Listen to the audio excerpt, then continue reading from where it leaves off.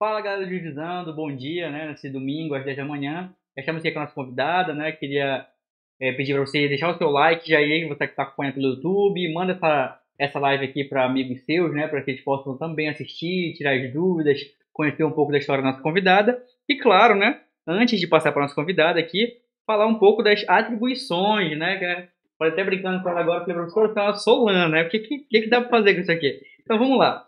Ela é advogada, professora de Direito, socióloga, mestre em Direito, doutoranda em Direito, coordenadora do Núcleo de Prática Jurídica do CEAP, secretária-geral adjunta e corregedora da OAB Amapá, analista de Planejamento e Orçamento do Governo do Estado do Amapá, presidente do Comitê Estadual de Prevenção e Combate à Tortura e, recentemente, presidente interina do Conselho Estadual de Direitos Humanos do Amapá. Ela é a Camila Hilário, doutora Camila Hilário. Professora,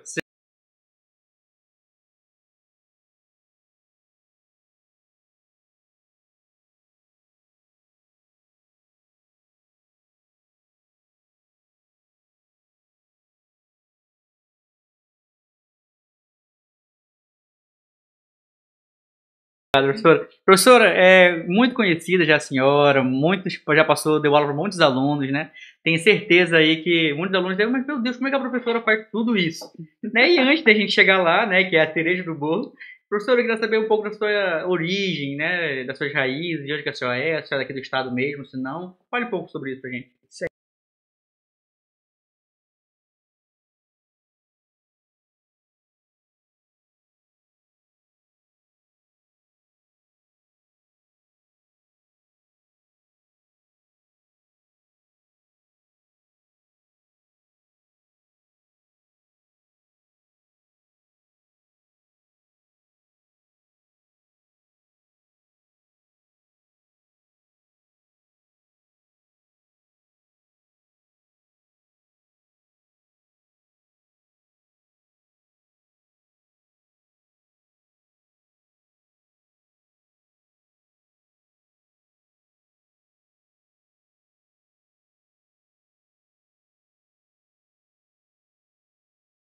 Da área jurídica, da sua família, dos seus irmãos? Sim, sim. Meu irmão caçula é engenheiro. O meu irmão do meio ali é bombeiro militar, o Cristiano. A minha irmã trabalha hoje mais dedicada à família dela, ao marido, à filha, minha sobrinha Emanuele. E desse núcleo, né, mais de casa, eu sou a única da área jurídica. Mas na família existem outras pessoas, né? Nós temos na família primos, primas, enfim, outras pessoas que são do mundo do direito. Nós temos no núcleo maior, na família extensa, né? Na família ampliada, nós temos outras pessoas que são da área jurídica, mas no meu núcleo natural ali, né, da família, eu sou a única que está na área do direito. Meu marido também, recentemente, formou em direito, é professor, é formado em letras há muito tempo e depois de um tempo resolveu também estudar direito, Direito. e formou-se recentemente a bacharel em direito. Ah, que legal. E professora, a gente estava conversando ontem, né? E eu achei interessante falar isso, que eu lembrei agora. A professora falou assim, Rodrigo, eu tava até pensando em levar o Gael com meu esposo, mas para Uhum. levar o Gael vai estar se pendurando por lá e tudo É, mais, né? E professora, assim, não seguindo uma ordem cronológica, né? Mas falando e o Gael, né? A gente sabe que fez uma campanha recentemente, tudo mais para a sim, saúde do sim. Gael. Como é que ele tá? Então, Rodrigo Gael tem hoje 3 anos e 5 meses. O Gael, ele já nasceu com uma má formação vascular, então, pouco tempo depois de vida, já diagnosticou-se esse problema de saúde, e a partir dos 4 meses ele começou a tratar. Então, nós fizemos aqui mesmo no estado do Amapá, em Macapá, nós iniciamos um tratamento, e ele começou a fazer uso de uma medicação, foi acompanhada por uma cardiologista que atua na área da pediatria, e ele fez uso de uma medicação por 6 meses, que é a medicação indicada para o que se chama hemangioma, que a princípio foi o diagnóstico inicial. Então ele fez uso dessa medicação por 6 meses, é uma medicação um pouquinho forte, tanto é que mensalmente ele precisou dos 4 meses até os 10 fazer mensalmente exames cardiológicos, né, ecocardiograma, eletrocardiograma, para acompanhar como que essa medicação que ele estava fazendo uso estava mexendo ali com o coraçãozinho dele. Depois de praticamente 6 meses de uso dessa medicação, nós, junto com a médica, né, verificamos que não havia nenhum tipo de evolução, né, que não tinha melhora significativa com o uso da medicação, uma medicação forte que não era interessante ficar usando por mais muito tempo. E aí nós até recebemos o conselho dessa médica que inicialmente o acompanhou, para que nós pudéssemos buscar um centro médico mais avançado, para que a gente pudesse ter melhores tratamentos para ele. E aí nós fizemos isso. Desculpa, só um minutinho. Mas tá gravando? Então, deixa eu gravar. Tá bom. Pode continuar. E aí nós fizemos isso. Nós depois tivemos uma indicação de um amigo do meu marido que é médico aqui no estado. Recebemos um nome de um médico, né, no estado de São Paulo, a partir inclusive de uma referência da filha desse médico, amigo do meu marido, porque na ocasião ela estava concluindo a residência médica em hematologia lá no Hospital das Clínicas em São Paulo, e ela nos enviou o nome de um médico, né, especialista nessa área, que era cirurgião pediátrico. E aí nós marcamos logo em seguida uma primeira consulta com ele. Então o Gael consultou com ele inicialmente quando eu tinha ali mais ou menos por volta de 10 meses. Foi a primeira consulta. E para o nosso susto, né, nós chegamos ali no consultório no primeiro momento e o médico disse para a gente o seguinte: olha, o Gael não tem um hemangioma, ele tem uma má formação vascular. Né? E eu e meu marido ficamos assim assustados e, não, doutor, para. Nós estamos há 10 meses nos acostumando com essa ideia, estudando tudo sobre hemangioma e agora não é hemangioma, né? E aí ele até disse assim: não fiquem assim tão assustados, porque vocês não receberam um diagnóstico errado, né? É muito tênue você diferenciar o hemangioma da má formação vascular, é como se eles fizessem parte, digamos, ali da mesma família. Mas tem um pior e um melhor? Mas a má formação vascular ela é muito mais grave. Por quê? Porque o hemangioma, ele pode, inclusive, o hemangioma também tem origem vascular, mas ele pode, ao longo da infância da criança, até desaparecer, né? Então, ele deu exemplos pra gente, que às vezes a criança normalmente nasce com hemangioma, então aparece ali logo depois do nascimento, e ao longo da infância pode ser que desapareça sozinho. E a depender da área em que se localiza, pode não gerar nenhum tipo de problemas a princípio, né? Então, Sim. dependendo da área, pode gerar problemas em relação, sei lá, dificuldade na respiração, questão que envolve visão, outras coisas. E ele disse que o hemangioma pode desaparecer. Em muitos casos isso acontece. Uhum. Mas a má formação vascular não. A má formação vascular ela não desaparece e ainda pode crescer ao longo da vida. Então, como não existe um tratamento medicamentoso a princípio, inclusive ele perguntou pra gente: vocês fizeram uso do Propanolol, né, que era a medicação que o Gael fez por um tempo? Respondemos que sim, mandou suspender. Por isso não fez efeito, né? Mandou suspender porque ele disse que não fazia realmente efeito nos tipos de má formação vascular e disse que o tratamento era um tratamento cirúrgico. Isso a gente já recebeu essa notícia quando o Gael tinha 10 meses de idade. Só que não naquela ocasião. Ele era muito pequeno para fazer a cirurgia e a partir de então nós começamos todo um acompanhamento para quando tiver a idade certa, poder fazer o procedimento. No ano seguinte, ele orientou que depois de um ano nós voltássemos ao consultório. Depois de um ano, o Gael tinha ali mais ou menos 1 ano e 10 meses, nós voltamos ao consultório. Foi quando ele fez uma ressonância total da face, né? Porque a má formação vascular dele concentra na face esquerda, pega aqui o olhinho, pega aqui um pouquinho aqui no narizinho e concentrava também muito aqui no lábio superior. Então ele fez uma ressonância da face e nesse exame ele praticamente só confirmou que o médico já tinha dito, né, com a análise, com a avaliação clínica que fez no consultório, e a gente ficou aguardando. E aí, em junho desse ano, nós fizemos uma nova consulta, e aí com a nova consulta, com a análise que o médico fez, ele disse pra gente: chegou a hora da cirurgia, né? E aí foi aquele susto inicial, porque por mais que nós soubéssemos que seria assim, né, mas uma criança de 3 anos de idade passar por um processo tão invasivo, anestesia geral, toda a atenção que é uma cirurgia não é simples. E aí nós começamos. E aí eu gostaria até de frisar aqui, Rodrigo, que muitas pessoas foram super importantes, né, nesse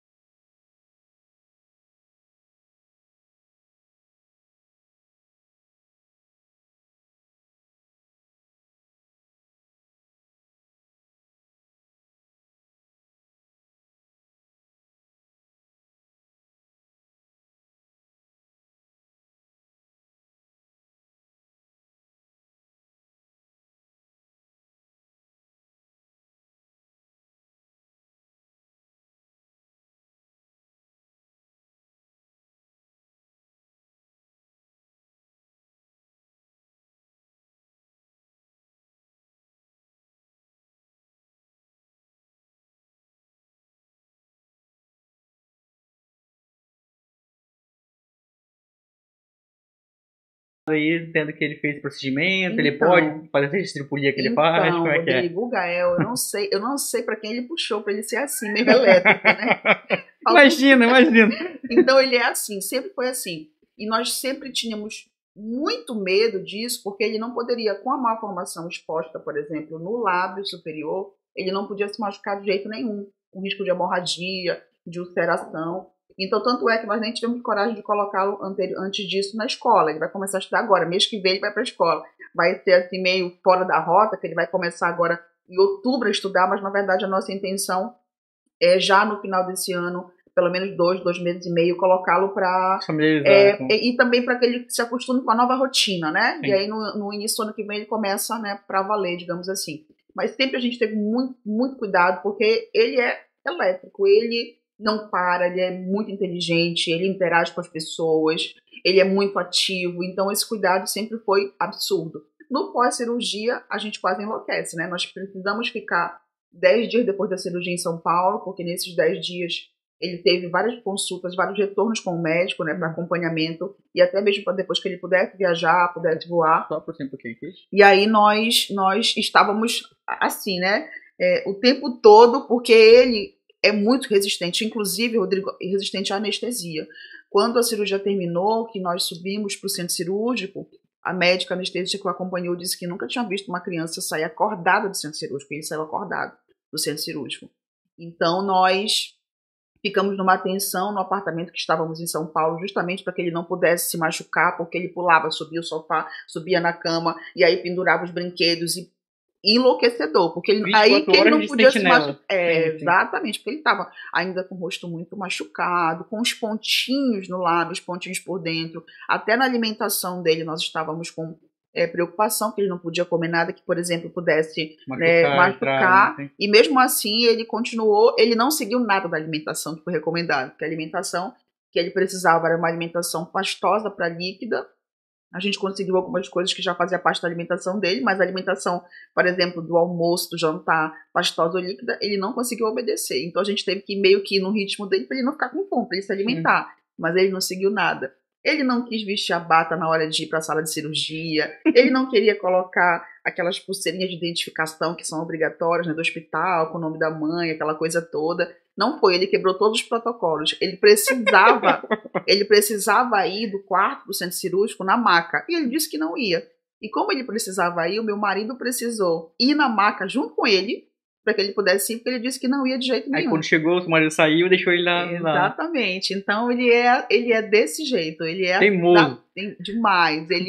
As pessoas dizem, o Gael só faz o que ele quer. Minha mãe fala, o Gael só faz o que ele quer. Eu digo, pois é. Aí ela olha pra mim, pois é, né? Pra quem será que ele puxou? Só faz o que ele quer. Ele é impressionante. Mas ele tá bem agora, graças a Deus. Tá se recuperando bem, tá se recuperando bem, tá tudo dentro do planejado. Amém. Eu lembro que quando a gente teve a questão de compartilhamento, que a gente compartilhou, teve uma questão lá, eu participei também. Professora, eu fico muito feliz com isso, né? E assim, você estava falando um pouco da sua infância. Como é que foi, professora, essa parte aí de ensino fundamental, de ensino médio? Então, eu comecei... A sua outra filha tem quantos anos? A minha filha tem 18, chama Alice Sofia, tem 18 anos. Então, olha aí a distância, né? A Alice Sofia tem 18, o Gael tem 3, né? Então, quando bom que é mais um pra vigiar o Gael. Então, aí que tu te engana, Rodrigo, porque ela sempre tá naquela linha de dizer assim, olha, sabe aquele dito, né, popular antigo, quem pare o Mateus, quem bale, né? Então, ela vai muito nesse ritmo, mas ela é maravilhosa.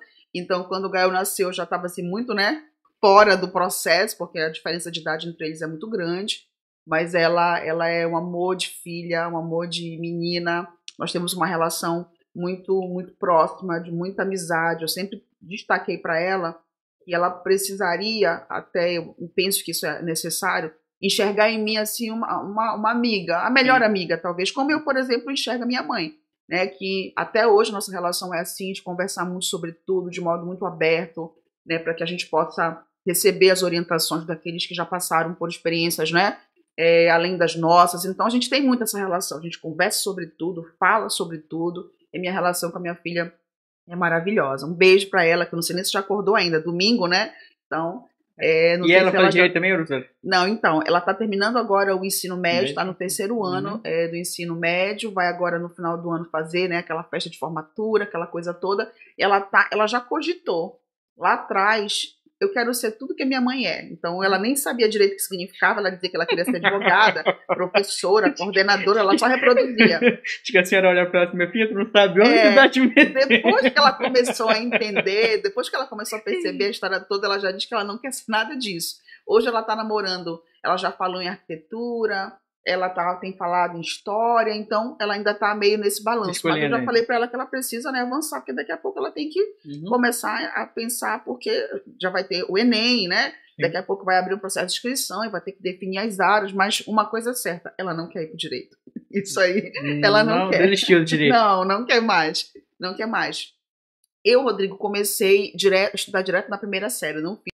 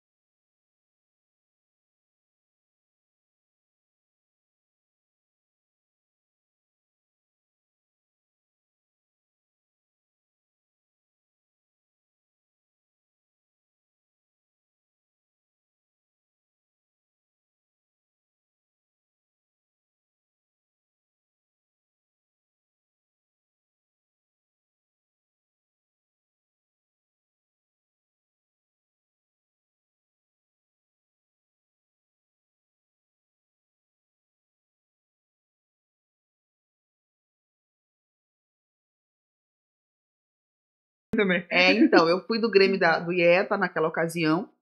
E aí, então, logo depois. Nessa época o Grêmio realmente tinha um papel, funcionava, né? Tinha um papel fundamental no processo democrático nas escolas, nas universidades, enfim, era sensacional. Então eu fiz parte do Grêmio do IETA, e aí eu já sabia, assim, mais ou menos que rumo seguir, né? Então, como eu tinha essa coisa de estar no movimento estudantil, no movimento social, enfim, e eu pensei, eu vou estudar direito e vou estudar ciências sociais. Então, eu entrei no curso de Direito e no curso de Ciências Sociais de caso pensado, nada foi aleatório. Eu sabia que queria seguir a área jurídica e também queria... Sociologia, sim. Exatamente. E aí, logo depois do IETA, eu passei um tempo em Belém do Pará, fui para Belém do Pará depois do IETA, fiquei lá 2 anos e pouquinho, depois voltei para cá. E aí entrei na Universidade Federal do Amapá, no curso de Ciências Sociais, e no CEAP, no curso de Direito. Então, eu entrei ao mesmo tempo. Ao mesmo tempo? Isso em que ano, professor? Isso foi em 2003. Mas aí... 2003. Já tinha essa primeira filha ou não? Não, ela é de 2004, ela é do ano seguinte. Ela nasceu em 2004. No segundo ano de faculdade. Então você tinha que conciliar as 2 faculdades e mais a gravidez, ela depois pequenininha. Uhum. E aí nós tivemos essa percepção de cursar os 2 cursos e eles foram feitos ao mesmo tempo, né? Então eu estudava no CEAP à tarde, fazia o curso de Direito à tarde e fazia o curso de Ciências Sociais na Unifap à noite. E logo nesse processo aí, eu fiz o primeiro concurso público.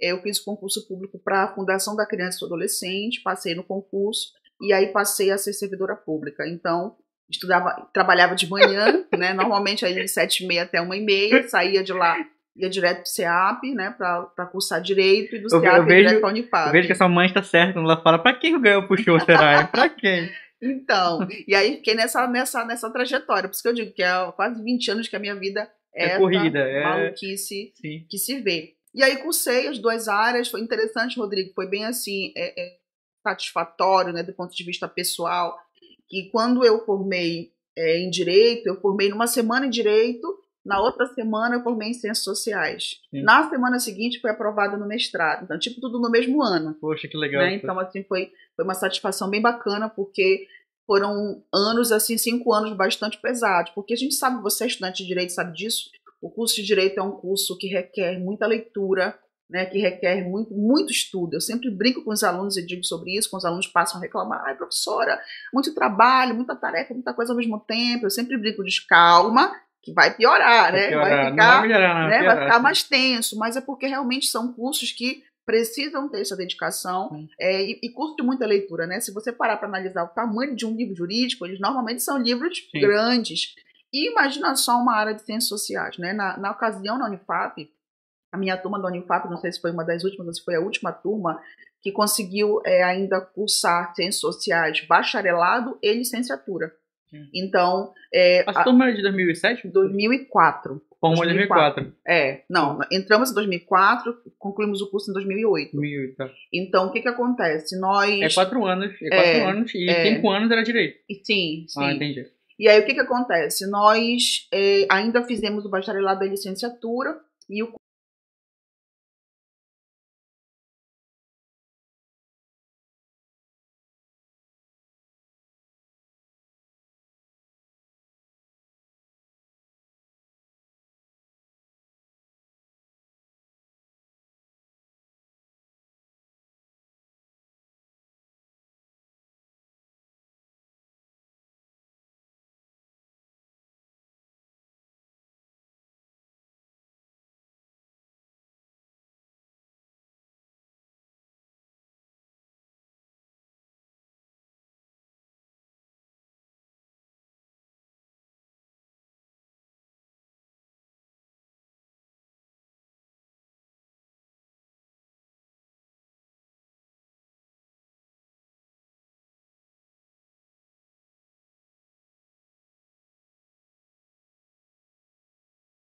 alegria ainda de fazer o bacharelado e licenciatura. Então, a prática com aula foi na disciplina de Sociologia?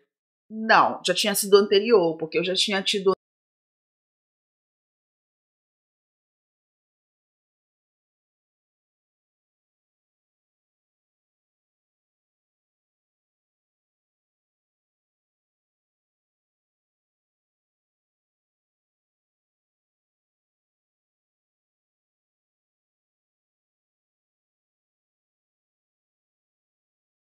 Depois da formação de um direito, assim, da área jurídica, aí você já foi fazer o OAB, já queria advogar. Sim, eu fiz o OAB logo.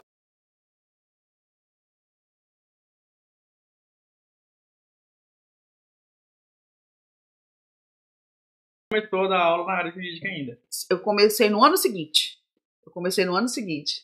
Eu fiquei... Disciplina de Psicologia Jurídica. Eu fiquei 6 meses, na verdade, fora, porque eu concluí o curso, e aí eu concluí o curso em 2008.2, e aí logo depois, em 2009, eu já comecei a ministrar aula, e já fui para o CEAP. Então eu fiquei fora do CEAP 6 meses, porque eu concluí o curso, fiquei 6 meses fora, né, e depois retornei já como professora, em 2009. Então aí tem 14, quase 15 anos isso. E aí já fui começar a ministrar aula na área jurídica. Tá, então quando você começou a dar aula, assim, trabalhava de manhã, estava trabalhando como servidor de manhã, Sim. aí você dava aula à tarde e à noite. Isso, exatamente. Exatamente isso. Exatamente assim. Tá, e professora, falando dessa fase, né, a senhora passou no concurso público, mas a senhora realmente falou assim, não quero fazer o concurso público da área jurídica, quero advogar. A senhora já tinha o interesse por advogar mesmo? Então, eu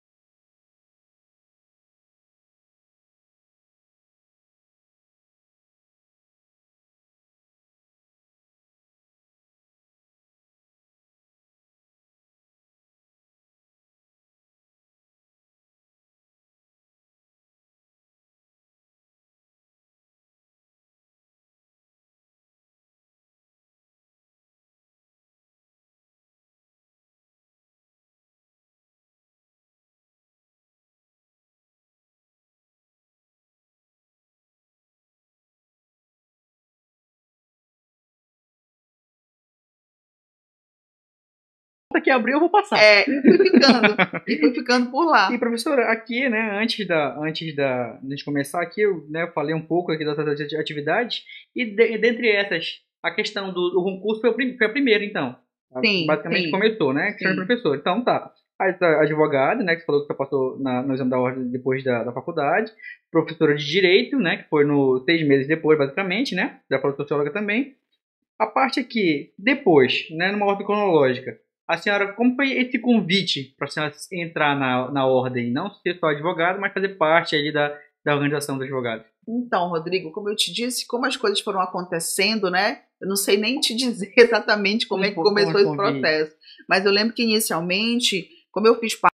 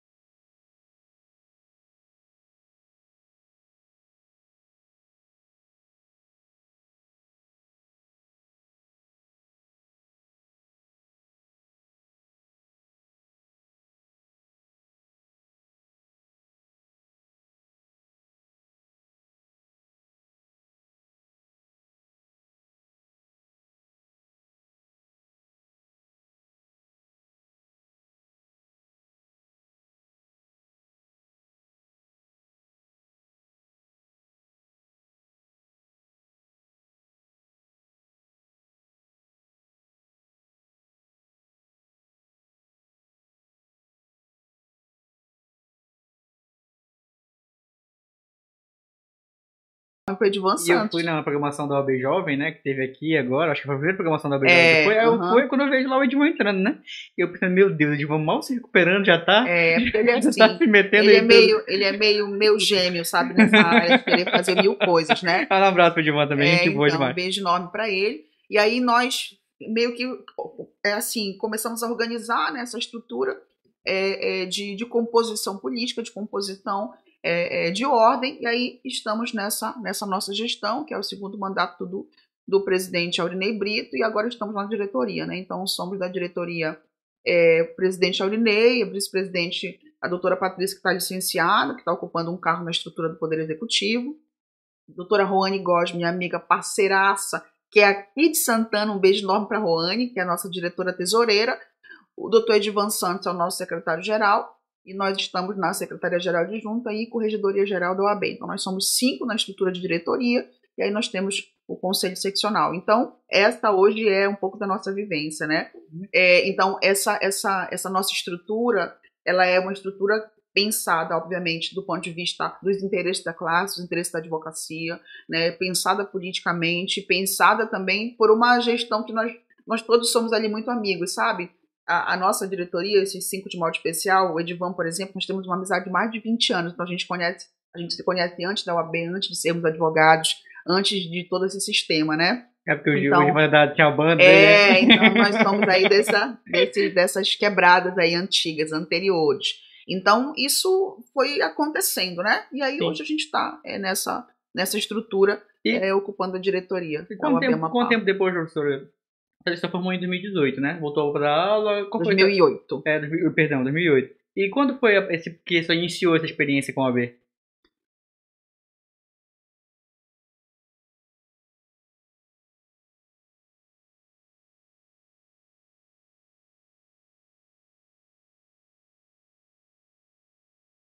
Que foi 2018, tá falando? 2014, 2014, né? 2013, por aí, então não aí lembro. 8 anos pelo menos aí de experiência com a OAB, né? Sim, mais ou menos, pelo menos isso. E professora, vamos lá. A senhora, enquanto professora, quando foi que você assumiu a coordenadoria do Núcleo de Prática Jurídica do SEAP?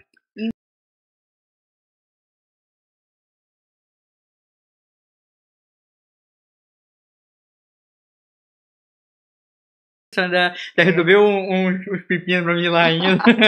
Então, eu entrei lá no SEAP em 2009 como docente, aí em 2013 fui para a coordenação, junto com meu colega e amigo Helder Ferreira, professor Helder. Nós, ainda a convite do professor Leonil, naquela ocasião, como diretor-geral do SEAP, assumimos a coordenação do curso e ficamos até 2019, né? Nós ficamos, portanto, ali mais ou menos 7 anos, né? E aí eu fiquei até o dia 1º de abril de 2019 na coordenação do curso. Por que até o dia 1º de abril, Rodrigo? Porque no dia 2 de abril de 2019 o Gael nasceu. Sim, eu lembro, né? eu lembro. Então, inclusive, existia um planejamento, né, que nós havíamos feito com a minha médica para que o meu parto fosse no dia 10 de abril, né? Então, ela deu pra gente ali um prazo, olha, vocês podem escolher uma data, meu parto ia ser cesariano, entre os dias tais e tais do mês de abril, nós escolhemos dia 10, aí meu marido sentamos para olhar, assim, datas especiais, acontecimentos e tal, e chegamos à conclusão que o Gael nasceria no dia 10 de abril. Só que no dia 2 de O abril... Gael, como teimoso, No dia 2 de abril, a minha bolsa rompeu. E aí foi interessante, porque no dia 1º de abril, eu tinha, pela manhã, ministrado um curso lá na AIPA, que é a Academia de Polícia, né, um curso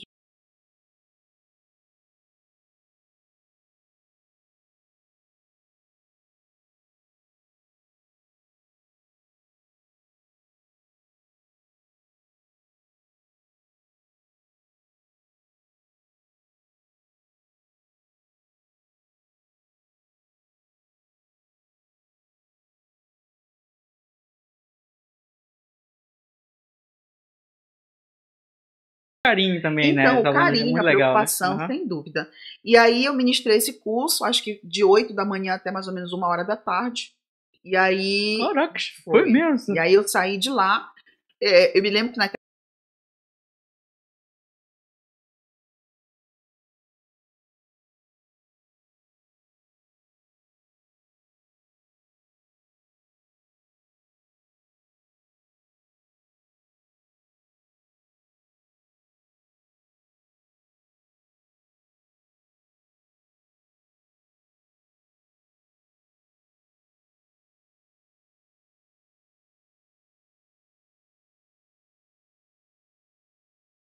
Iria no né? dia 10? E aí saí de lá muito tarde, fui para casa e à noite, né, aquele incômodo, aquela coisa de não conseguir dormir, mas já era uma realidade de muitas noites anteriores. Então, a senhora tava normal, estava né? dentro de uma certa normalidade, digamos assim, de uma gravidez, de um final de gravidez.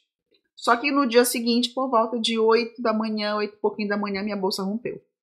E aí eu entrei em trabalho de parto.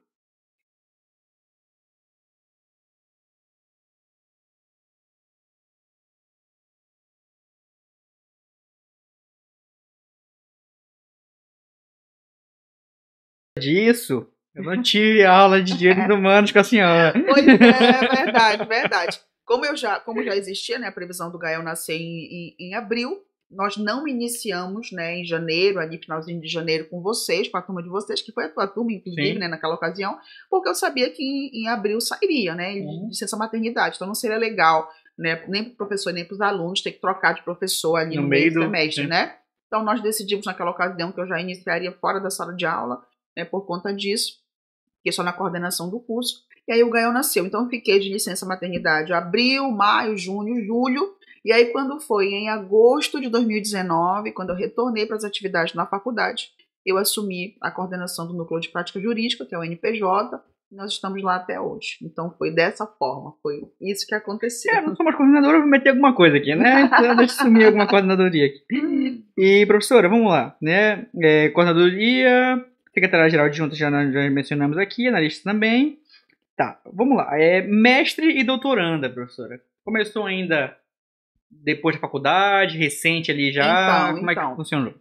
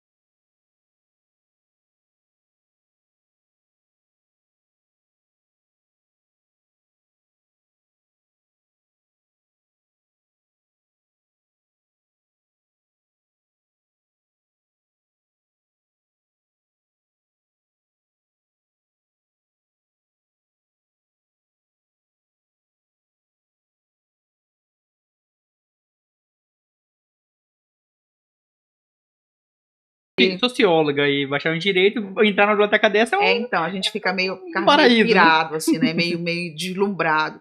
E ouvir algumas figuras, né? Como o professor Eduardo Vera Cruz, que é catedrático da universidade, foi ali meio que um dos nossos mentores para isso, foi uma experiência sensacional. Então, nós estivemos lá na universidade, esse grupo, né? Alguns no mestrado e um grupo um pouco menor no doutorado, porque para fazer o doutorado já precisa ter passado pelo mestrado, né? Para que a gente pudesse concluir essa missão. E nós estamos, né, com esse doutorado em andamento, para que a gente possa daqui o mais breve possível, se Deus quiser, se Deus quiser, conseguir mais esse título aí de doutor em Direito, né? Então estamos neste momento, neste processo. Quando eu formar, arrumou outra coisa para me meter. Professora, aqui, né, a gente chegou lá na questão de presidente do Comitê Estadual de Prevenção e Combate à Tortura. Né, eu já sei, né, mas acho que nem todo mundo sabe, né, a senhora dá aula de direitos humanos, né, do meu ponto de vista, eu gosto muito também dessa vertente, né, de atuar nessa área. Eu acredito que isso aqui tem muito a ver com isso, né. E como foi aqui, professora, você ser presidente desse comitê? Esse comitê ele faz parte, né, de onde? Como é que funciona? Perfeito.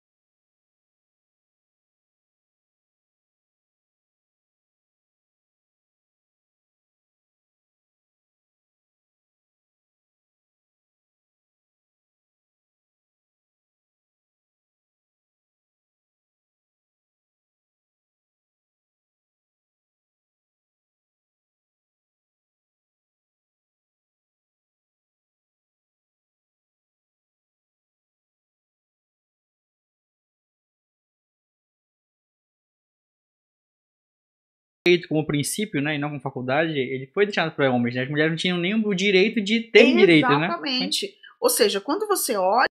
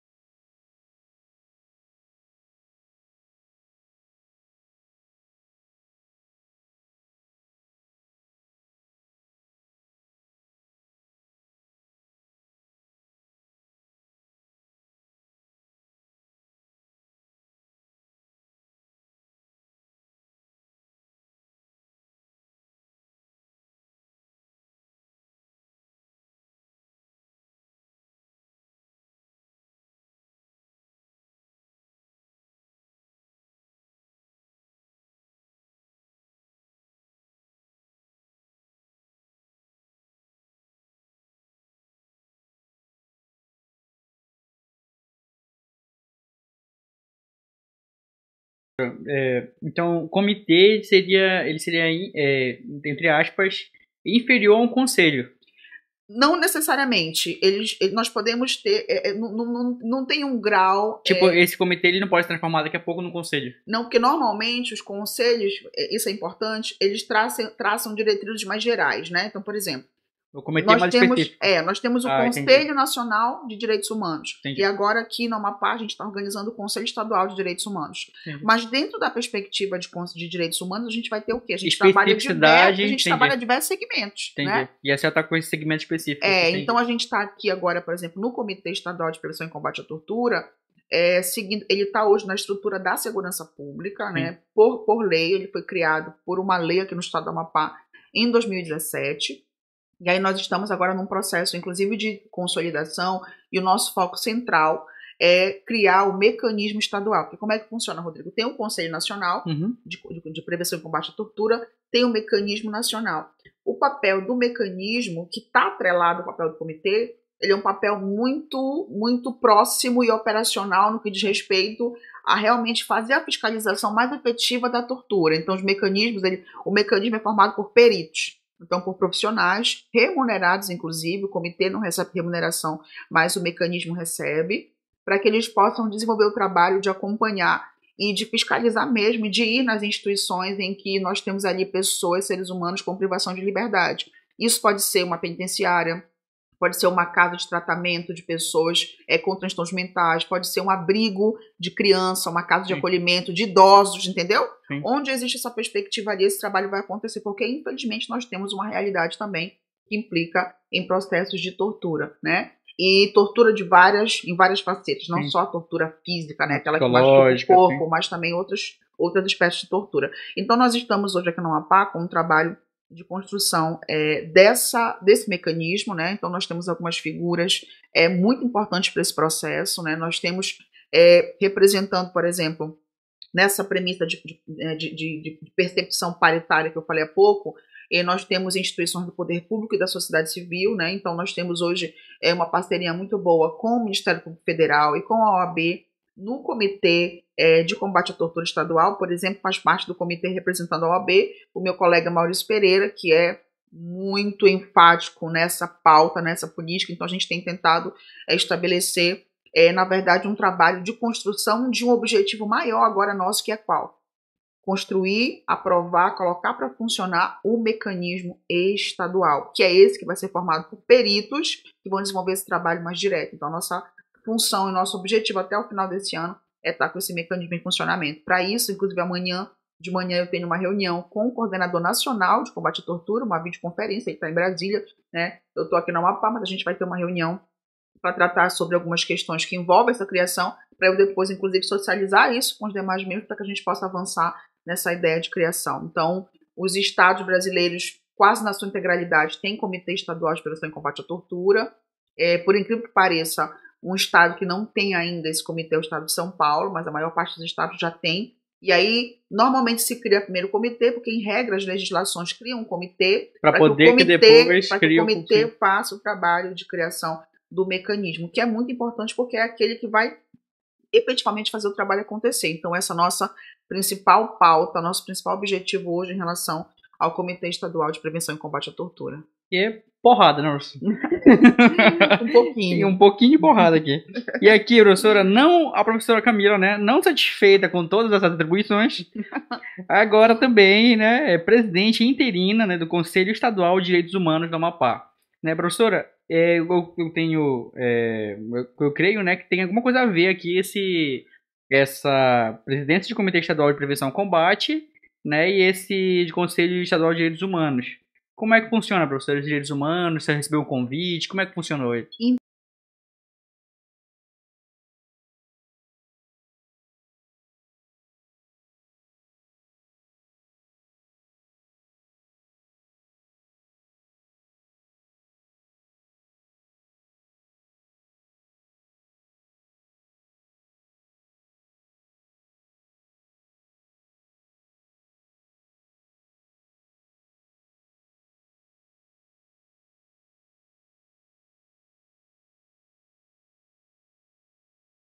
De conselho, plano e fundo, tem que ter... Tem a ver com isso, sim. Em regra, os conselhos fazem a gestão financeira de fundos quando eles existem para determinadas áreas específicas.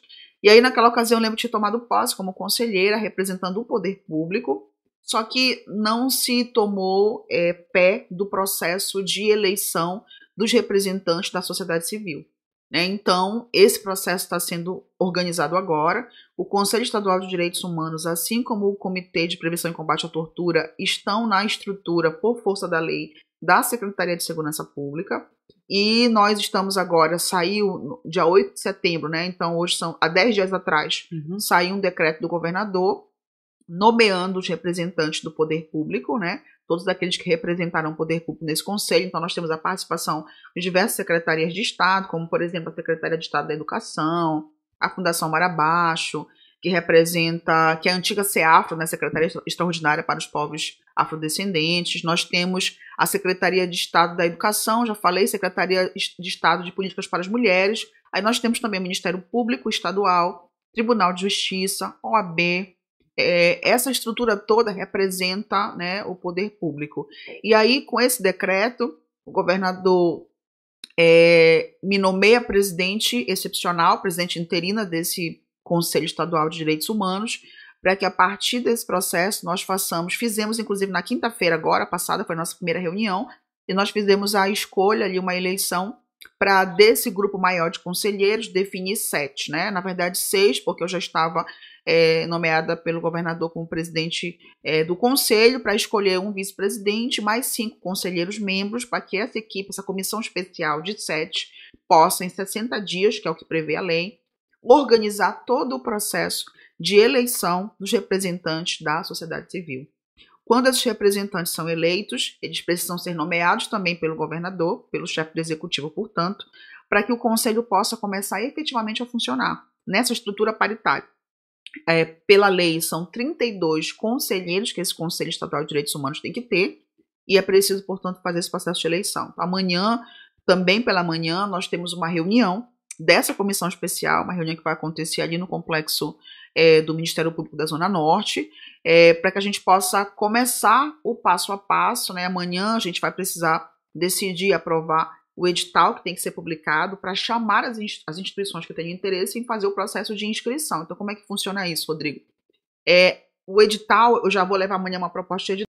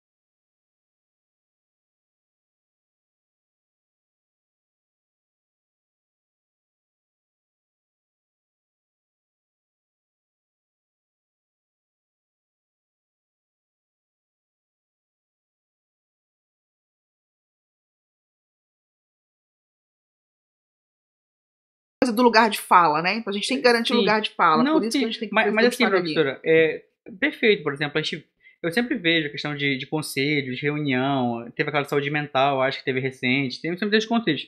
Mas qual é o poder, por exemplo, que de direitos humanos tem em relação a ver algum ato que está sendo de forma errada, está sendo feito de forma errada? Que procedimento é passado no Ministério Público? O que acontece? Rodrigo, os conselhos, as atribuições legais que acompanham o conteúdo desses conselhos quando eles são criados por leis é um conteúdo muito interessante, porque além do papel institucional, existe o poder e o papel político também de atuação, né? Então, a ideia de proteção dos direitos, nesse caso específico de direitos humanos, faz parte, obviamente, da bandeira desse conselho, né, que pode trabalhar levando essa pauta para todo lugar que vai. Né? Então, os conselhos podem perfeitamente trabalhar com a ideia de formação, né? De trabalhar com o processo de educação, de formação no sentido até de fazer com que as pessoas entendam o que são os direitos humanos. Mas, de forma mais importante, os conselhos têm a atribuição de analisar, junto com o poder público, as políticas públicas que serão implementadas para aquela área. Então, os conselhos... Ação social, palestra em escolas... e, além disso, olhar mesmo e pensar a política pública como ela deve ser. Então, os conselhos podem perfeitamente sentar com o Poder Executivo estadual para pautar a política pública com o Poder Legislativo para propor questões que devam ser discutidas por aquele poder. Então, existem atribuições muito específicas que ajudam no processo de construção democrática, e isso é importante, porque quando você olha para a composição de um conselho, que tem ali os segmentos todos representados, você consegue ter uma pauta conjunta, mas também específica, né? Como assim uma pauta conjunta específica? A gente sabe que direitos humanos têm a característica da universalidade, pertencem a todas as pessoas, né? Essa é a premissa básica. Mas quando você, por exemplo, estuda a professora Flávia Piovesan, né, que é uma professora de direitos humanos com muitos livros publicados no Brasil, né, uma expert dessa área, que é hoje, inclusive, uma das comissárias da Comissão Interamericana de Direitos Humanos, ela ensina de modo muito contundente nas suas obras que o processo de construção dos direitos humanos, obviamente, partiu inicialmente de um caráter geral, da necessidade de proteção da pessoa humana, né? Porque quando você olha, por exemplo, para as duas grandes guerras mundiais, especialmente para a segunda, né? A vida humana estava valendo pouquíssima coisa, né? Então, a premissa inicial é a dignidade da pessoa humana no seu ser enquanto ser integral. Depois disso, qual é o segundo processo, vamos dizer assim? É o que a Flávia Piovesan chama de especificação do sujeito de direito. Ou seja, os grupos, as pessoas, determinados segmentos têm necessidades muito peculiares e muito próprias pelas suas condições, pelas suas características, pelos seus processos de necessidades muito próprias. Por isso que ela fala em especificação do sujeito de direito, né? Então, por isso que nesses conselhos é importante que você tenha os diversos segmentos. Então, para falar de política para a mulher, isso tem a ver com direitos humanos? Totalmente. Pessoas em situação de rua, pessoas em privação de liberdade, diversidade religiosa, né? Tudo isso faz parte de uma pauta geral, né, na premissa da dignidade da pessoa humana como fundamento máximo, inclusive do ordenamento jurídico, e depois então, com as necessidades. É muito abrangente, é muito abrangente. Então, são super importantes que eles existam, porque eles podem dar, sim, os seus pitacos no processo de formação da política, e isso é extremamente necessário. Só porque você falou agora, eu já percebi que, por exemplo, pode atuar ajudando ali junto com o Conselho Tutelar, né? Talvez até fazendo acompanhamento de, sei lá, de infratores menores de idade que tem que se reabilitar para a sociedade, né? Sim. Então acho que é muito abrangente. E professor, uma coisa que surgiu a dúvida agora que você falou que tem esses conselhos, essas reuniões. No caso, só um exemplo, né? Caso tem áreas que, por exemplo, a questão de escolas e inclusive agora estão sendo implementadas escolas militares, por exemplo. Nessa implementação, há uma reunião conjunto com o conselho, se o conselho participa, de como funcionar, alguma coisa do tipo ou não? Então, o Conselho de Direito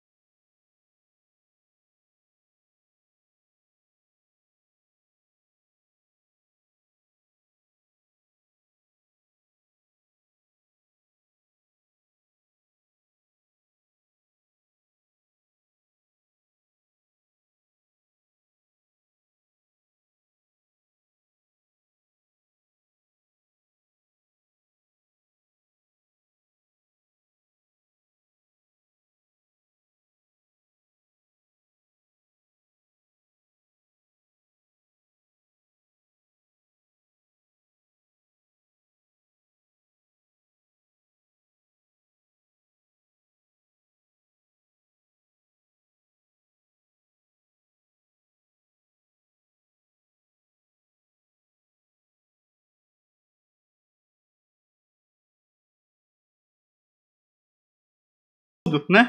Isso aqui é só uma degustação das competências que tem esse conselho. Então, é uma atividade essencial. E é um ganho muito grande, né? Sem dúvida alguma, né? uma atividade essencial. Como eu disse, representa muito essa ideia do processo democrático pós-88, que visa a participação da sociedade civil também como protagonista do processo de fazer as atividades do Estado. Óbvio que a gente sabe que a Constituição Federal ela prevê direitos, garantias, diretrizes que não necessariamente são aplicadas na prática. Como eu disse, são mais de 500 anos, né, de um Brasil que representa um processo de opressão e desigualdade. Ele já nasceu assim, então existem ainda determinados grupos sociais com destaque para as minorias que estão fora do processo. Então, como eu brinquei, tem muita água para rolar embaixo dessa ponte. Mas é possível você considerar que a criação desses mecanismos representa um avanço? Sim, porque se pode provocar uma série de situações como a gente viu aqui nas competências, né? Então, é super importante que eles existam, que eles aconteçam, para que a gente possa ir buscando a construção desse mundo melhor que a gente quer para viver. A gente ainda quer tentar experimentar esse mundo melhor, né? Mas se não der para que nós experimentemos isso, que os nossos filhos, que os nossos netos possam experimentar um mundo novo, né? Porque esse que está aí não está muito legal. Futuras gerações. Professora, uma pergunta aqui que eu acho que a senhora vai ficar, meu Deus. Se a senhora tivesse que escolher, professora, qual é que a senhora mais viciada em aula, no seu serviço do concurso público ou na advocacia? Ai, Rodrigo, eu não sei te responder essa pergunta. Porque, assim, a sala de aula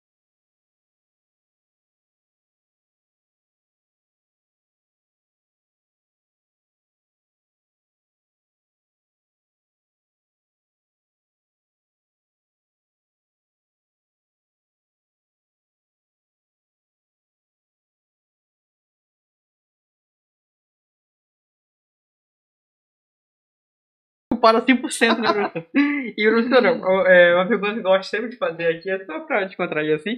Na faculdade, eu provavelmente já sei sua resposta, né? Mas quero perguntar.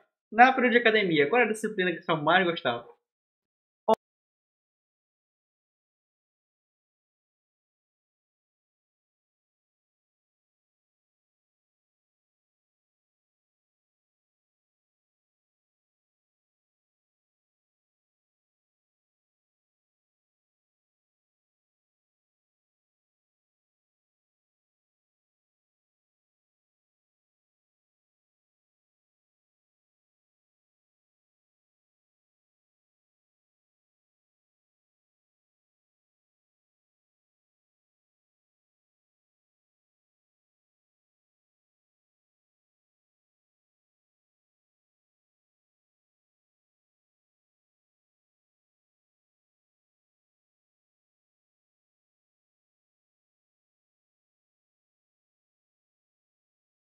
Então a gente fazia isso e reunia para estudar, né? Então a gente se fascinava estudando direito penal. Então era assim realmente muito bom. Mas como eu sempre fui assim muito, acho que na época, acho que os mais antigos, hoje não existe, eu não ouço mais essa expressão, mas eu sempre fui assim na escola, em relação à escola, assim, sempre fui um pouco CDF, sabe? Então, era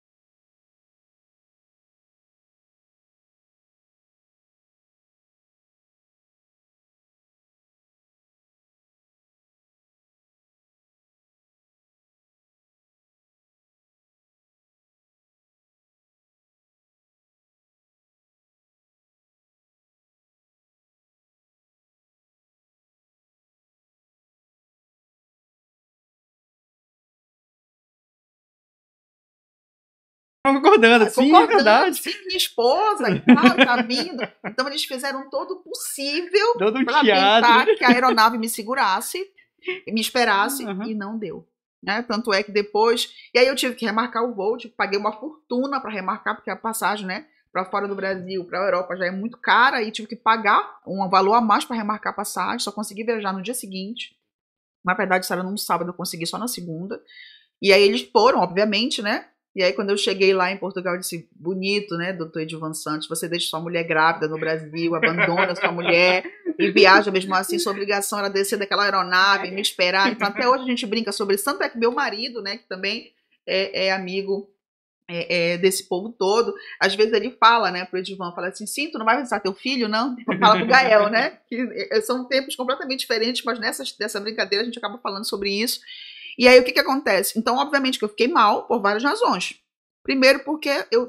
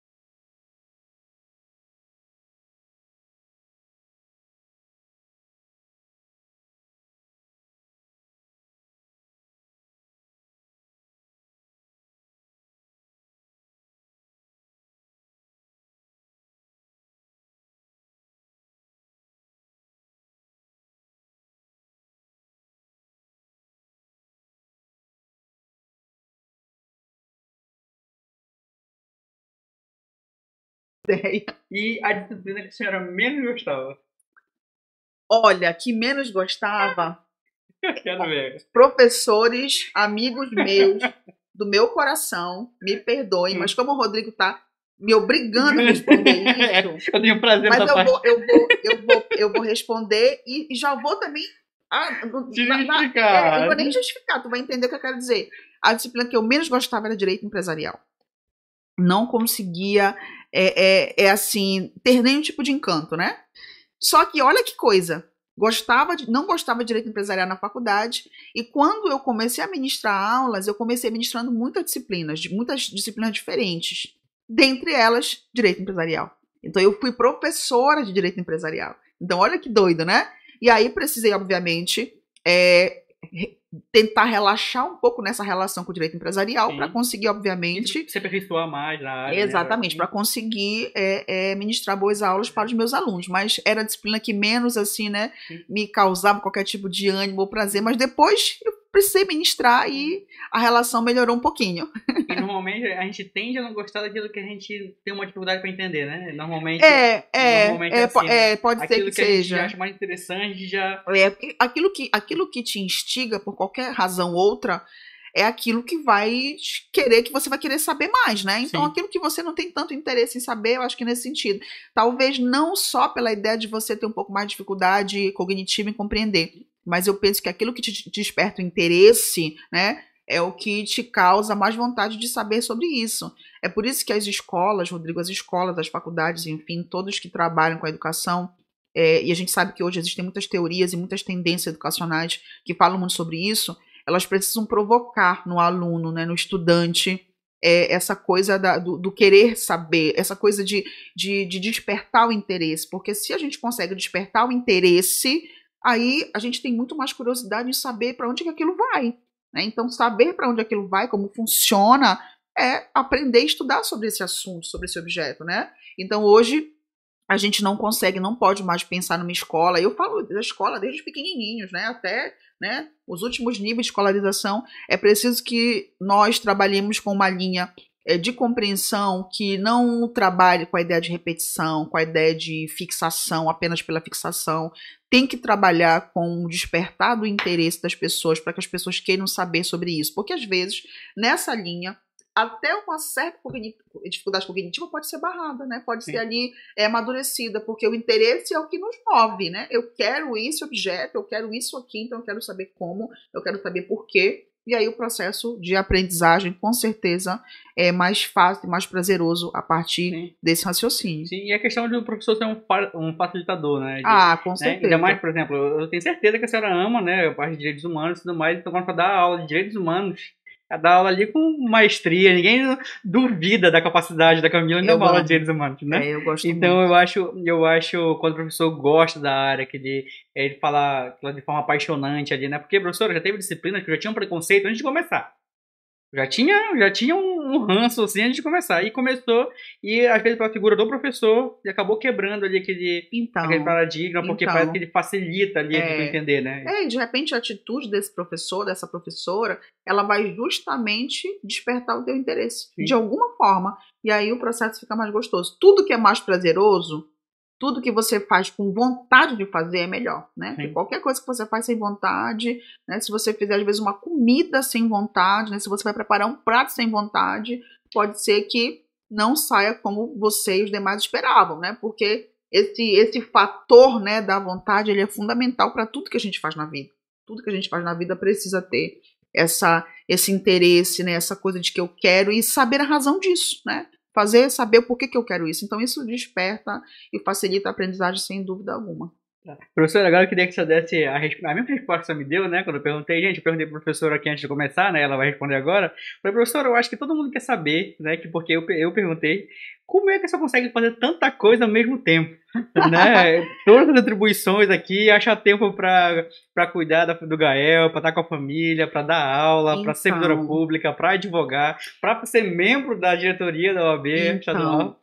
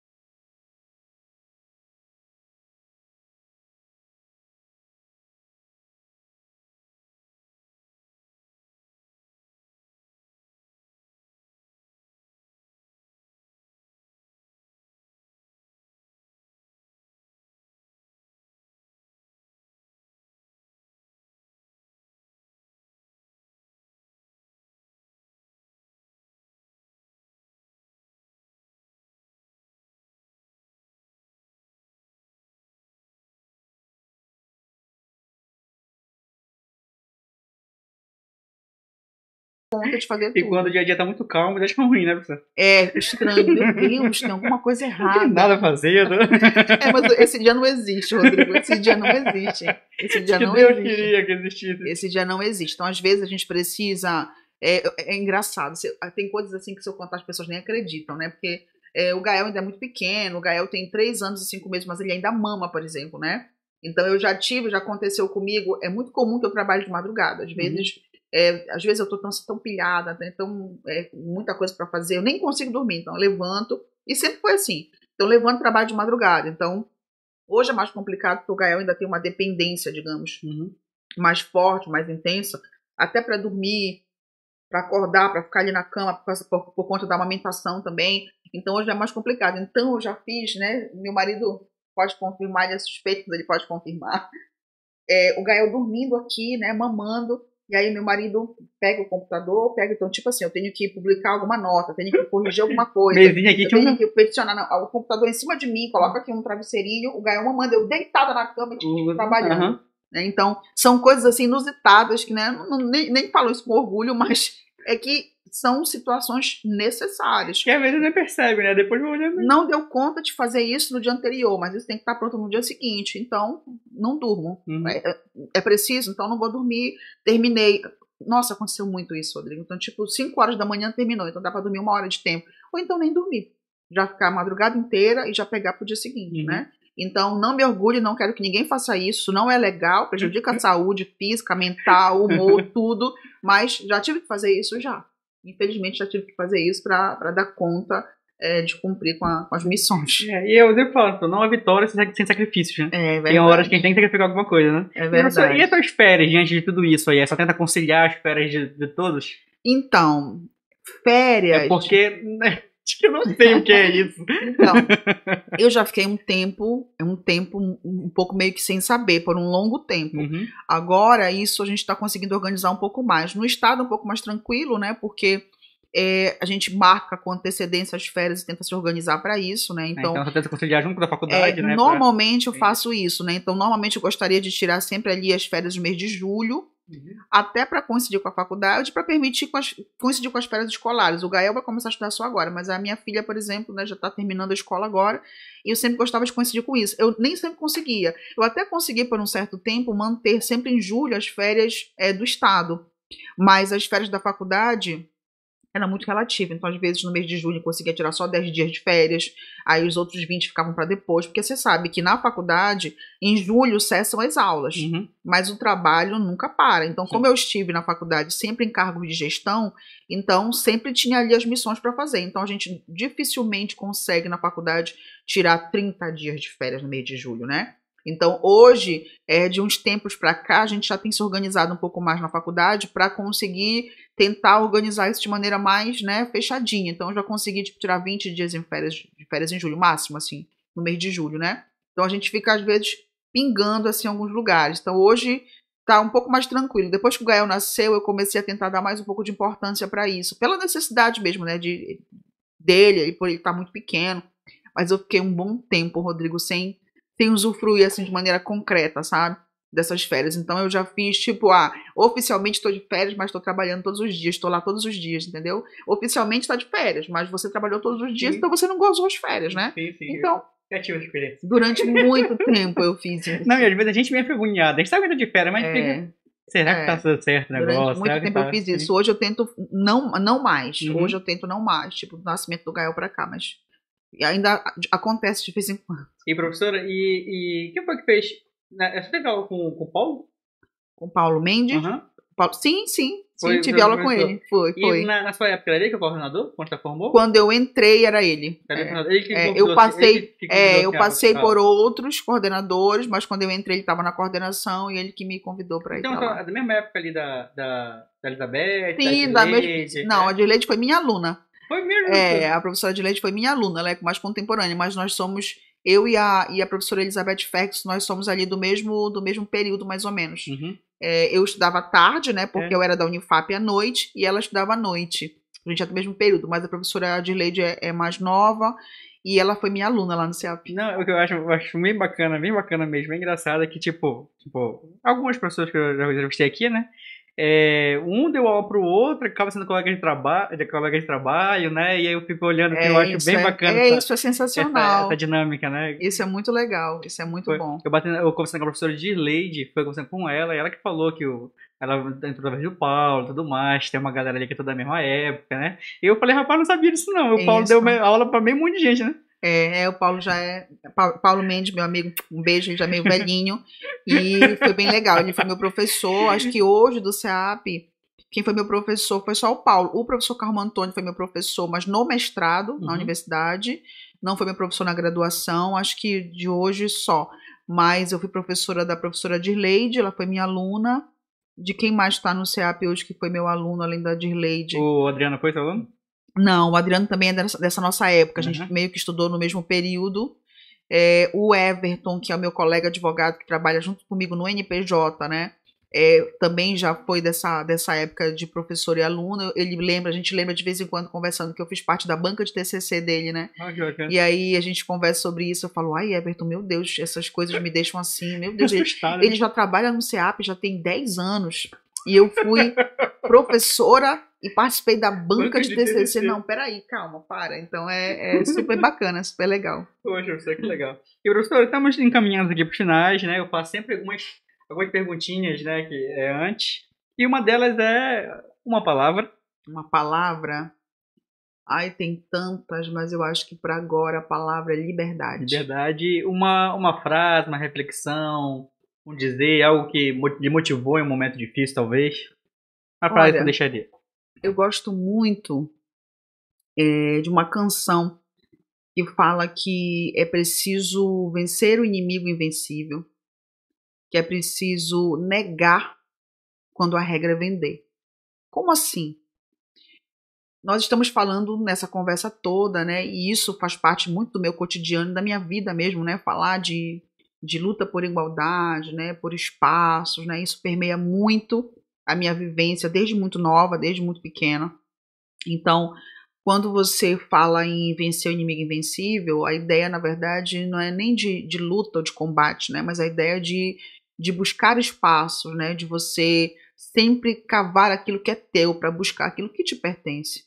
E negar quando a regra é vender, é muito fácil que as pessoas olhem para tudo que acontece à nossa volta hoje e vejam como para muitas pessoas, para muitos ambientes, parece fácil você chegar ou estar, né? Por questões que envolvem vantagens, privilégios, né? Então, por que eu vou ser honesto? Por que eu vou ser uma pessoa que cumpre as regras? É muito mais fácil. Se é muito mais fácil estar do outro lado. Ou então, se todo mundo faz, por que eu não vou fazer também? Né? Então, isso é algo que sempre foi assim, né? Aquela mosquinha, aquela coisinha aqui zoando, né? Para dizer que não é para isso que nós viemos. Então, por isso que essa ideia de negar quando a regra é vender, isso me motiva muito, faz muito parte, assim, né, das minhas vivências até hoje, desde a época da escola, desde o início da militância do movimento estudantil, da ideia de estar junto com as pessoas, para que a gente possa, né, ir lutando por outros espaços, né, então isso é muito forte, né, minha filha completou recentemente 18 anos, ela completou 18 anos no mês de julho, e eu sempre converso com ela, né, porque ela durante a vida inteira, e a gente percebe isso hoje, por exemplo, numa geração que tem sido uma geração que acha que é muito normal você xingar o outro, né, você fazer parte de um grupo que humilha o outro, né, na adolescência a gente sabe como que isso é forte, na infância como isso marca as pessoas, né,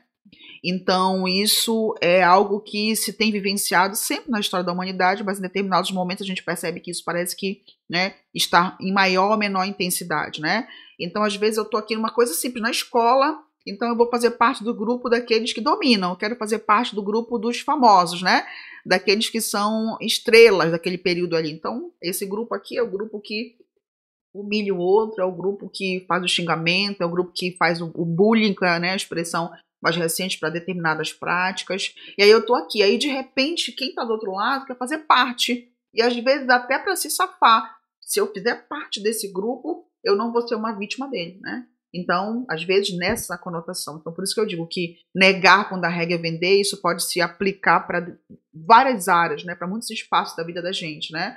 Então, a resistência, a coragem, por isso eu digo que uma palavra só, às vezes, né, a gente não consegue, porque a palavra resistência, a palavra coragem também permeiam muito esse processo. Isso é necessário para que a gente possa cavar espaços para outras formas de que a vida aconteça. Tem gente hoje que pode olhar para a sociedade e pensar assim, Rodrigo, isso não tem jeito, não. Isso não tem jeito, então deixa quieto, né? Mas a gente não pode pensar assim. Olha para a história do Brasil. Não vamos nem pensar na história mundial. Eu, Camila Hilário, em outros tempos, há séculos atrás, eu seria uma mulher escravizada, porque sou uma mulher preta. Então, jamais poderia, em outros tempos, ser alguém que pudesse estar ocupando os espaços que eu ocupo, pudesse ser uma pessoa que deve e é, em muitos momentos, assim como em outros, já não foi tratada com dignidade, com respeito. Então, esse processo, ele passou, né, por uma série de trancos e barrancos, por uma série de situações que, inclusive, não são só bonitas, não são só boas, né? A gente sabe que a abolição da escravatura em 1888 não foi um ato de bondade da princesa Isabel, né? Por exemplo. Mas hoje a gente já conseguiu assim, atravessar vários espaços, né? Sim. A ideia de liberdade, que foi a palavra que eu escolhi hoje, ela já pode ser cantada, digamos assim, de maneira mais efetiva. Recentemente, no Brasil, a gente não teve essa possibilidade. Quando a gente olha para a história internacional, na primeira metade do século XX, nos Estados Unidos, por exemplo, né, que é uma nação que canta para todas as partes do mundo, né, é uma nação que vive plenamente a ideia de liberdade, os meus iguais, né, o povo preto, não tinha direito a nada. Né? Então, quando a gente para pensar, tu imagina, Rodrigo, nos dias de hoje, você está esperando um coletivo, um ônibus. Aí passa esse ônibus e aí tem uma placa assim nele, exclusivo para brancos. Imagina. Sim, banheiro só para brancos. Então são coisas impensáveis. Tem vários filmes que retratam isso, né? Eu posso deixar como dicas 12 anos de escravidão, Selma, né? Estrelas Além do Tempo, né? Que conta a história de mulheres negras fantásticas que atuaram, inclusive, na NASA, tiveram participação importante, né? Sim, tem uma cena nesse filme que é muito forte, em que tem uma mulher que é protagonista de muitas questões importantes naquela instituição, que ela tinha que, quando tinha vontade de ir ao banheiro, tinha que atravessar a coisa. Ela tinha que ir num outro bloco, porque naquele bloco em que ela estava, que era um bloco de homens brancos, diga-se de passagem, né? Ela não podia nem usar o banheiro. Então, bacana a atitude do chefe dela exato, lá, que ele quebra o negócio, que ele vai lá e quebra, mas estava lá. Então, hoje, para nós, é impensável, né? Sim. Então, é impensável você chegar numa instituição pública ou numa instituição privada que seja, você ter lá banheiro exclusivo para brancos, banheiro para pretos. Ônibus, é impensável, né? Ninguém admitiria, e até mesmo aqueles que lá no fundo, né, podem ter ainda sentimento nesse sentido, porque talvez não tivessem coragem de falar, apesar de que hoje a gente sabe que essas atitudes de ódio, essas atitudes mais nesse aspecto têm estado num volume muito maior no Brasil, né, nos últimos tempos. Mas ainda existe uma resistência para se mostrar nesse sentido, porque tem uma Constituição, uma legislação que não permite, que criminaliza muitos comportamentos, né? Então, isso é impensável nos dias de hoje. Né? Então, se essas barreiras todas, algumas já foram quebradas, existem muitas outras para quebrar, por que não pensar que nós temos a possibilidade, e eu creio nisso, de formar gerações, de pautar a relação com as pessoas, de modo em que você possa ter um novo tempo e uma nova vida. E daqui a um tempo mais, ou logo, ou mais breve possível, que realmente a gente consiga viver uma vida nova, que é uma vida que todos merecem. Então, eu realmente acredito nisso e penso que isso permeia muito essa minha trajetória, essa minha ideia de estar ocupando aí os espaços, os lugares, e até mesmo na forma como eu me relaciono com as pessoas. Eu gosto muito de deixar essa ideia, essa marca, sabe? E eu me preocupo muito, eu tenho assim uma preocupação muito forte de agir com justiça e com coerência, né? Porque é muito ruim quando você fala uma coisa, quando você fala para as pessoas ouvirem apenas, mas nas suas atitudes mais, né? Do cotidiano, né? Ou quando lhe é conveniente, você acaba agindo de outra forma. Então eu tento me policiar muito para isso, porque isso para mim é muito importante, né?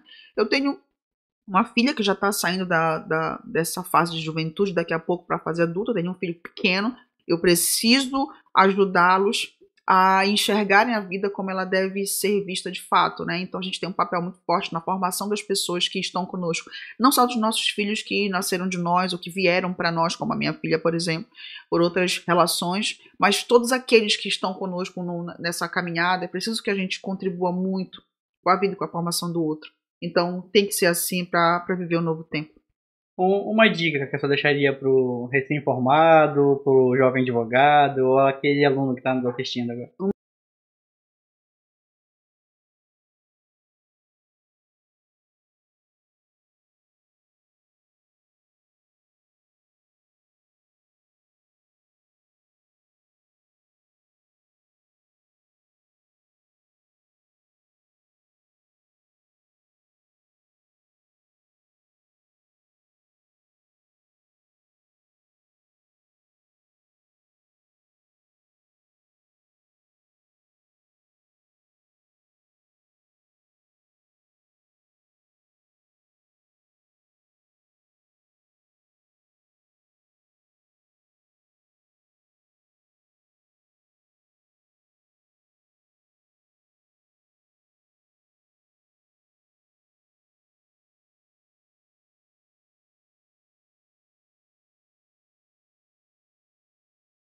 teoria nova de matemática. Então, sempre foi a mesma. Exato. Então, existem saberes mais consolidados, é isso que eu quero dizer. Outros não. Estão num processo muito dinâmico, né, de transformação. E é o caso do direito, né? Nós temos uma legislação que pode mudar e alterar um procedimento, né? Nós tivemos agora, por exemplo, nós temos um CPC novo que é de 2015, né? Em contraponto ao anterior, que foi o que eu estudei, diga-se de passagem. De estudar uma coisa num dia, no outro mudou. E aí, de repente, muda, altera. Então, essa dinâmica, né, do direito, ela é muito, muito, muito, muito forte. Então, não tem como alguém que é da área do direito deixar um dia de estudar na vida, né? E quando eu falo estudar, não é só para fazer especialização, mestrado, doutorado, é estudar mesmo, é você ler, você acompanhar. Então, acho que essa dica ela é primordial, porque qualquer coisa que você vai fazer, se você previamente estuda e se prepara, você já consolidou todas as dicas, você já tem tudo ali à sua disposição. Uma coragem e planejamento. Porque você vai conseguir construir ali aquilo que você precisa fazer, né? Então a dica é, faça o que precisa fazer. Lógico, dentro dos preceitos éticos e do ponto de vista da sua preparação, estude e leia. Ou seja, estudar, ler, interpretar, colocar aquilo ali na prática, analisar como é que aquilo funciona, entender do procedimento. E como é que a gente faz tudo isso? Estudando, lendo. Não tem outra fórmula. Professora, queria deixar meus agradecimentos, né? Agradecer muito mesmo você ter aceito o convite de vir aqui. É um prazer enorme ter a senhora aqui, foi uma professora, de ter essa relação, né? Eu sempre falo que a gente não tem que ver professor simplesmente. Eu percebo que tem alunos que se distanciam dos professores. Né? E eu optei pela opção de aproximar deles. Né? E eu acho que a gente tem muito a aprender com a experiência que os professores têm. Né? Isso, inclusive, esse é o intuito desse quadro, né? Carreiras e Trajetórias, né? Aprender com a história, com a trajetória, com as atividades atuais. E agradecer muito mesmo, professora, né? Parabenizar também pelo seu trabalho, né? Com direitos humanos, enquanto servidora pública, como advogada, né? Vários cargos de gestão aí, nas 3 são cargos de gestão, né? Tanto no público, quanto advogado, quanto como professora, né? Então, tenho certeza que a senhora já é uma líder natural, né? E que Deus continue lhe abençoando aí, dando sabedoria para lidar com essas atribuições, tá? Meus agradecimentos. Eu que agradeço, Rodrigo, agradeço o convite. A gente já estava ensaiando há um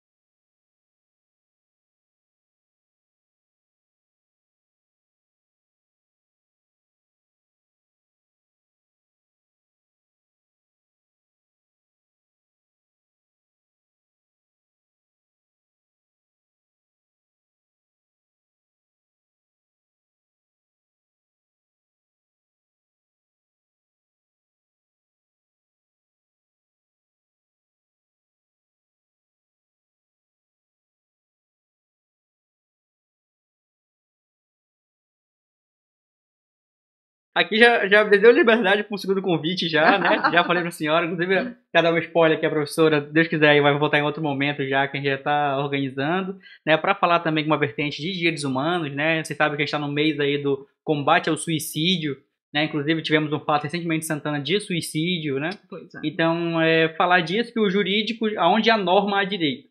Né? Então, falar um pouco disso tanto na versão de direitos humanos, quanto na versão psicológica.